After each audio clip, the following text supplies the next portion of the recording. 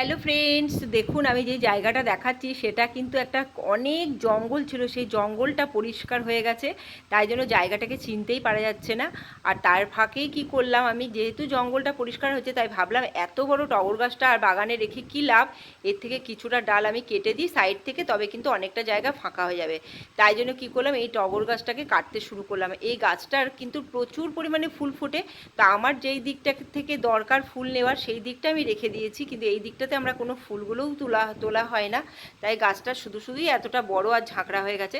তাই এখান থেকে কি করলাম, আমি অনেকগুলো ব্রাঞ্চ কিন্তু কেটে কেটে একদম বাতিল করে দিলাম। এই গাছগুলো এখন বাতিল করে দিলে কোনো অসুবিধাই হবে না। দেখুন কতটা জায়গা কিন্তু বেশ পরিষ্কার হয়ে গেল। এই দেখুন এতগুলো জায়গা কাটার পরে নিচটা এখন ভালো করে দেখা যাচ্ছে। যেই টগর গাছটা কাটা হয়ে গেছে তখন দেখছি ওয়ান্ডারিং জিউ গাছে পুরো জঙ্গল হয়ে গেছে তলাটা। মানে যত ছায়া পেয়েছে গাছটা তত কিন্তু বাড়তে শুরু করেছে। মানে একটা ছোট ডাল যদি থেকে গেছে, সেই ছোট ডালগুলো থেকেও কিন্তু বড় বড় ঝাঁকড়া ঝাঁকড়া গাছ হয়ে গেছে। তাই ওখান থেকেও কিছুটা ওয়ান্ডারিং জিউ আমি তুলে নিয়ে কিন্তু পরিষ্কার করছি। জঙ্গল যত পরিষ্কার করা হবে এই বর্ষাকালে তবে তত কিন্তু ভালো, যাতে সাপও আসবে না এবং দেখতেও ভালো লাগবে। দেখুন কত কত ওয়ান্ডারিং জিউ আমি একসাথে জড়ো করে এগুলোকে বাইরে ফেলে দেবো।